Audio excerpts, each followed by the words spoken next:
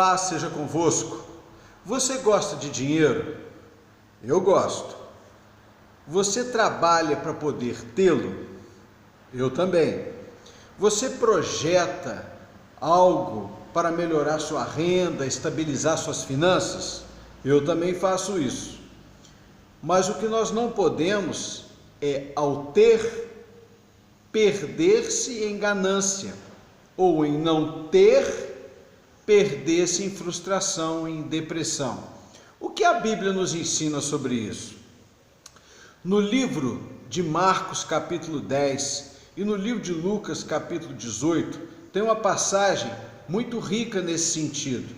Diz que um jovem de posses, um jovem rico, procura Jesus e diz o seguinte: o que faço para te seguir?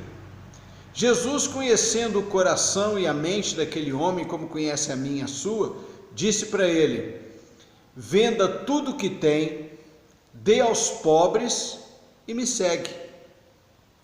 E triste, aquele jovem vai embora.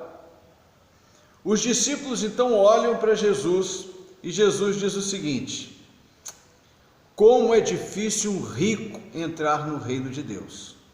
É mais fácil um camelo passar pelo fundo de uma agulha do que um rico entrar no reino de Deus. Vamos interpretar essa palavra na vontade do Senhor. No livro de Marcos, o Novo Testamento, que foi escrito em grego, no livro de Marcos está escrito rafis, que significa agulha de costura. No livro do Dr. Lucas, que era médico, está escrito belones, que significa agulha cirúrgica. E o interessante é que naquela época as riquezas eram transportadas por camelos, e quando o viajante chegava com camelo transportando as riquezas, as cidades eram fortificadas, elas eram cercadas por muros, e existia portas pequenas de passagem chamada de olho de agulha. Tinha no máximo 1,5 m a 1,60 m de altura. Era desse tamanho para poder, num ataque inimigo, rapidamente poder fechar essa passagem e não os inimigos entrarem por ali.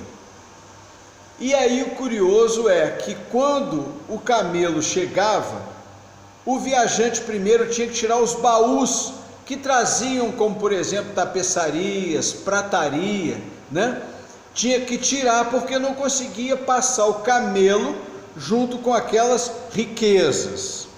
Tinha que se retirar para passar as riquezas e depois fazer o camelo passar pela agulha.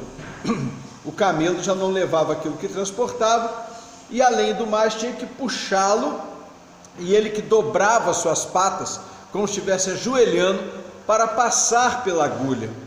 Essa analogia que o Senhor está fazendo, que a gente tem que se despojar daquilo que temos e não seguir Jesus pelo que ele pode proporcionar, mas sim de fato por quem ele é, pela sua obra, pelos seus ensinamentos.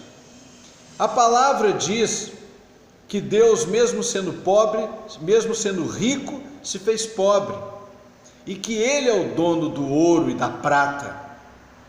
E aquele jovem, o Senhor, conhecendo o coração dele, mexeu com ele, não para que ele ficasse na miséria, mas para que ele entendesse que seguir a Jesus não é pelo que ele pode proporcionar, mas sim por quem ele é, o ensinamento que ele passa, o modo de vida que ele quer que tenhamos. Tanto é verdade que no livro de João, capítulo 13, diz a passagem que Jesus jantava com seus discípulos, e ele já pressentia que seria entregue aos soldados para ser crucificado, para se cumprir a palavra. E ele chega a falar: olha, alguém dentre vós aqui vai me trair. E há aquele alvoroço entre os discípulos e tal, e o Senhor pega, em João 13, faz lava os pés dos seus discípulos e fala: vocês depois vão entender isso, porque eu quero que vocês saibam que o servo não pode ser maior que o seu senhor, nem o enviado pode ser maior do que quem o enviou, e vocês assim devem ser. E o interessante é que Judas, depois de jantar, de ceiar, depois de ouvir isso, Judas levanta e o Senhor fala com ele: apressa-te, faça logo o que você tem que fazer. Judas então sai e trai o Senhor por 30 moedas de prata. O interessante é que Judas é quem cuidava do dinheiro que era recolhido, e a palavra diz que ele mexia, que ele roubava o dinheiro da bolsa, e agora ele trai o Senhor também por dinheiro.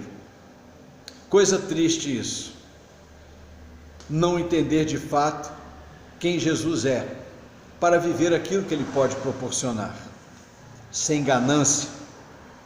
Que você possa ter uma vida e que ela seja realizada conforme os sonhos e os planos de Deus, e não venha se perder escrevendo a tua vida como um verdadeiro pesadelo.